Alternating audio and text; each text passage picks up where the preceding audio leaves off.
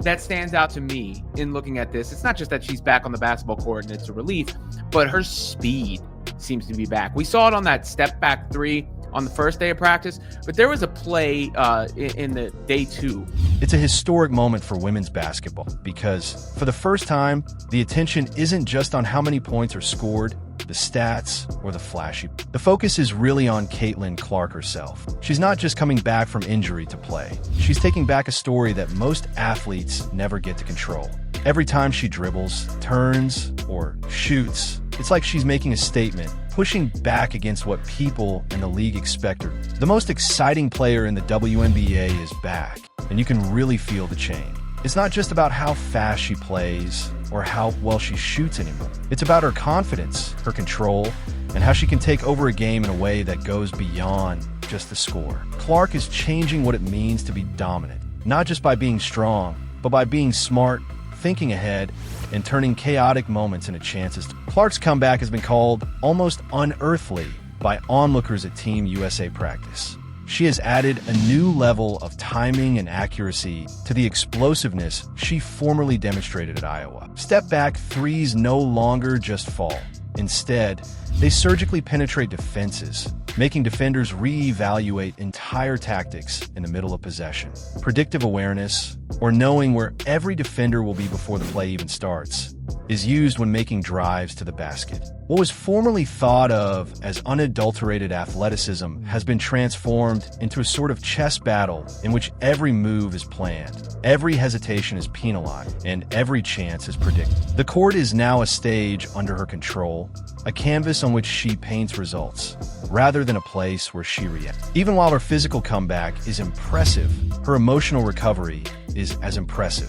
During her recuperation, Clark studied film, dissected rotations, and gained a level of insight into opponent and teammate behaviors that few athletes ever do. She transformed her absence into preparation, using every hour off the court as an investment in her next development, whereas others might have only concentrated on rest or physical rehabilitation. Passes, cutbacks, and shoots are now intentional, calculated actions rather than reactive ones. Everyone in her sphere is elevated by the rhythm she creates, which permeates her. Even seasoned pros find themselves subtly adapting to the cues she sets, and younger players thrive on her. In this kind, leadership isn't proclaimed. Rather, it's ingrained in her actions, decisions, and quiet authority. Perhaps the most remarkable aspect of Clark's comeback is his mental toughness.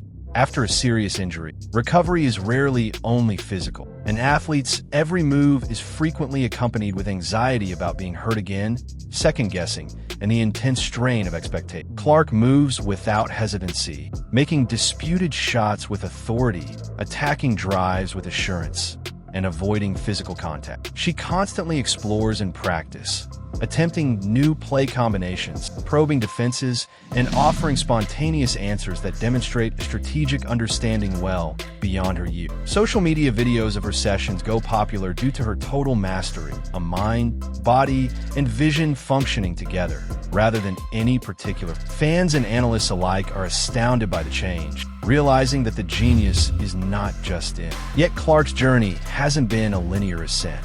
Her WNBA sophomore season, often dismissed superficially as a learning curve, was a crucible that tested her in ways college dominance never could. The league's speed, physicality, and opponents' preparedness exposed vulnerabilities invisible in the collegiate. Her once fluid mechanics wavered under pressure, and injuries, lingering quad strains, muscle fatigue, and repeated contact disrupted rhythm and confidence. Every missed practice carried psychological weight.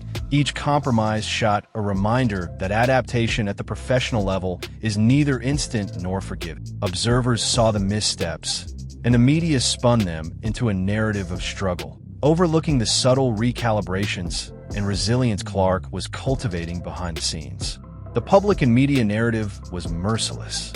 Analysts dissected every flaw, every hesitation, and every misstep, amplifying them as signs of unreadiness rather than phases of development. Headlines labeled her struggling, while ignoring the invisible labor of adaptation, learning to survive faster defenses, contending with physical strain, and managing the weight of expectations that only a generational talent bears. Opponents exploited every perceived vulnerability with precision, testing her stamina, her timing, and her mental fortitude. In arenas filled with thousands of spectators and broadcasts reaching millions, Clark was no longer untouchable. She was scrutinized, evaluated, and publicly measured against ideals few athletes ever face. It was within this pressure cooker that she forged the next iteration of her game. Every failure served as a model for future domination, and every setback served as a lesson. Defensive errors required spatial awareness that went beyond her own actions to coordinate team flow. Missed jumpers improved footwork, and hesitancy in drives taught anticipation. Clark's battle served as a furnace for honing his strategic acumen, poise, and fortitude. By the end of the season, what had seemed to casual onlookers to be inconsistency had turned into invisible growth, a silent evolution that was preparing her for a return to form, as well as a level of mastery that few in the sport have ever achieved. Team USA practices reveal the fruits of this evolution. Her mechanics are fluid, her signature step-back threes reclaim their intimidation factor, and her vision is sharper than ever. Clark doesn't simply see gaps. She predicts defensive rotations, manipulates spacing, and delivers passes that redefine conventional angles. Synergy with teammates, like Aaliyah Boston, demonstrates a ripple effect. Clark elevates everyone around her. Dribble handoffs collapse defenses before the opponent realizes that teammates find open lanes in synchrony, a testament to both her skill and her unspoken leadership. This isn't simply athletic performance. It is strategic orchestration, a reminder that talent alone cannot dictate outcomes without preparation, intelligence, and foresight. Clark's comeback also highlights structural shortcomings in the WNBA and the Indiana Fever strategy. Her apparent downer in her sophomore season may have been prevented with appropriate load management, injury monitoring, and open communication. Rather, long-term player well-being was subordinated to scheduling, ratings, and a need for continuous event. Clark's present supremacy is both a victory and a veiled critique, demonstrating how systemic priorities that disregard athlete health can damage even exceptional skill. Her experience serves as a warning. Under a system that places too little emphasis on recuperation, adaptation, and long-term performance, genius cannot flourish on its own. With Team USA, the contrast is stark. Clark is no longer burdened with single-handed responsibility. She operates within a constellation of elite talent: Paige Buchers, Angel Reese, Cameron Brink, in a system emphasizing structure, trust, and shared accountability. Freed from the crushing weight of sole expectations, her natural brilliance flows unimpeded. Her decision-making sharpens, her speed and explosiveness return fully, and her confidence radiates visibly. The joy of the game, often eclipsed by professional obligation, returns to her play. For a generational talent, less responsibility paradoxically unlocks more dominance, allowing her to showcase the full scope of her abilities without constraint. Additionally, Clark's experience highlights the nuanced nature of leadership. She elevates rather than just performs. Younger musicians watch, take in, and follow her rhythms. Only people on the ground can see the communication network created by subtle gestures, eye contact, and anticipatory action. Influence is widespread but subtle, and intellect is quiet but decisive in her leadership. Every practice turns into a masterclass in coordinated synergy, and every game into a lesson in teamwork. This is leadership that is judged in deeds rather than words, in the unseen clues that constantly influence team relationships. The controversy surrounding her career is unavoidable. Critics, accustomed to linear narratives, struggle to reconcile her publicized sophomore struggles with the transformative strategic brilliance she now displays. The WNBA's mismanagement of her early professional years contrasts sharply with her current control, sparking debate over league priorities, player autonomy, and the balance between spectacle and sustainability. Clark's resurgence challenges conventional wisdom. Talent alone cannot guarantee success. Preparation, adaptation, and self-determination are equally vital.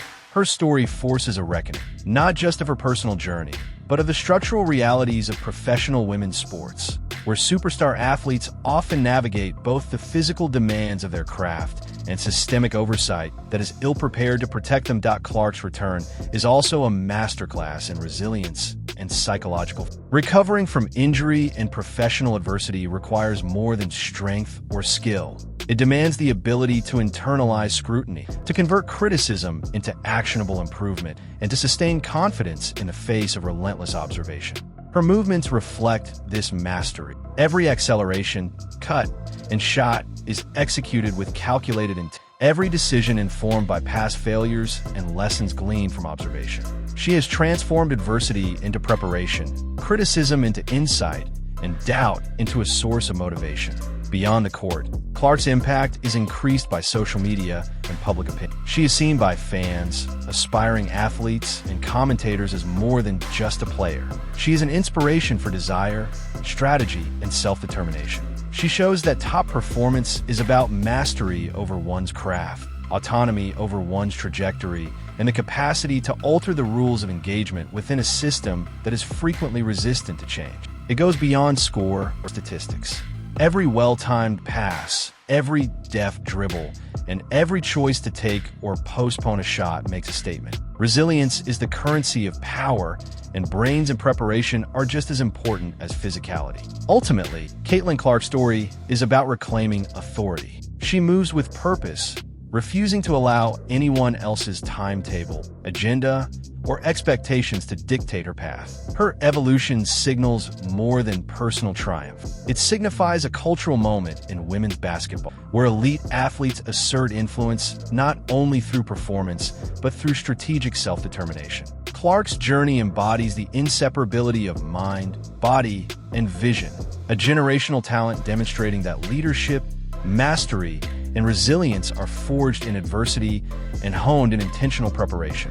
The lessons are not limited to just one athlete. Leagues, coaches, and fans are challenged by Clark's return to reevaluate how genius is recognized, how skill is developed, and how recuperation is emphasized. Her story highlights that dominance is the result of preparation, adaptation, and agency rather than just skill. She is an example of how athletes who take charge of their bodies, choices, and careers can surpass expectations, change norms, and motivate a new generation to rethink what is feasible in women. Caitlin Clark is not just back on the court. She is reclaiming the narrative of her career, the rules of competition, and the standards of excellence in professional basketball. Every movement, every shot, every decision is a declaration. Autonomy, resilience, and strategic mastery define her return. Fans witness not only athletic brilliance, but a cultural shift, a generational talent demonstrating that influence is claimed, leadership is earned, and legacy is constructed with deliberate intent. Clark's story is both a cautionary tale and a manifesto. Talent alone does not suffice. Empowerment, preparation, and relentless resilience shape true greatness.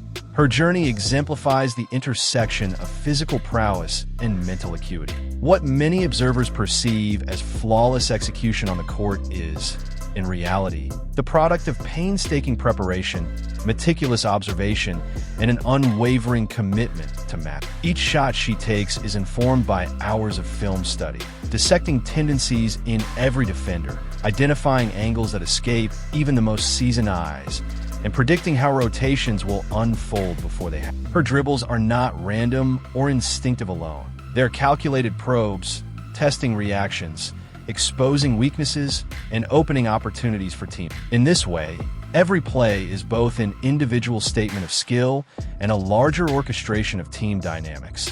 Blending dominance with leadership, execution with foresight, Clark's return is also a profound lesson in resilience. The WNBA, like any elite professional league, leaves no room for hesitation. Opponents exploit the smallest gaps in focus. Every misstep becomes fodder for criticism, and the public eye is relentless in its scrutiny. Yet Clark has transformed pressure into propulsion.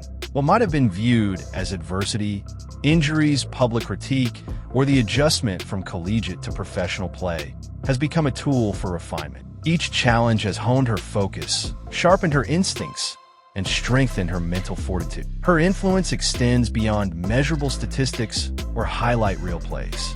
Clark is reshaping the culture of her sport. She is proving that elite athletes are not simply performers executing a script written by schedules, coaches, or league structure. They are architects of their destiny, capable of asserting authority over their career trajectories while inspiring those around them to rise to new heights. Her leadership is subtle yet omnipresent. A glance, a positioning on the floor, or a timing adjustment communicates volumes to teammates, fostering cohesion without the need for constant instruction. In every sense, Clark's presence embodies the ideal of a modern leader, one whose authority is established through competence, vision, and consistency rather than words alone. Furthermore, her return illuminates systemic issues within professional sports, particularly regarding player welfare. Clark's previous struggles highlight how leagues often prioritize spectacle and schedules over the long-term health and development of talent. Her resurgence demonstrates that when athletes are allowed proper recovery, strategic preparation, and autonomy, their potential is amplified exponentially. It is a silent critique of past mismanagement and a roadmap for how organizations can nurture rather than merely exploit elite talent. Fans and analysts alike are witnessing not just an athlete returning to form, but a broader statement about the value of intentional care, informed leadership, and respect for human capacity in professional competition. Clark's narrative also carries a broader cultural resonance. She is becoming a symbol for aspiring athletes, particularly women, showing that authority over one's career is as vital as the talent that makes it possible. She embodies a dual lesson: that perseverance is indispensable, but so is the ability to assert agency in environments that may undervalue or misunderstand it. Her every successful play, every perfectly timed pass, every commanding presence on the floor is a testament not only to her skill, but to her ability to define her story on her terms. In this sense, her career serves as both inspiration and instruction, a living example of how excellence, resilience, and self-determination converge to create legacy. Ultimately, the combination of all these factors, athletic, strategic, psychological, and cultural, makes Clark's comeback remarkable. She enhances basketball, not just plays it. She turns a practice into a demonstration, a game into a statement, and a season into an empowering story. Her presence demands attention for the subtle mastery that underpins every choice, not just for the show. When viewers watch Clark, they see a new definition of greatness. Not just the capacity to perform, but also the ability to lead, influence, and take charge of one's own destiny with bravery, intelligence, and unflinching dedication. Her comeback serves as a model for a new era in athletics where an athlete's worth goes far.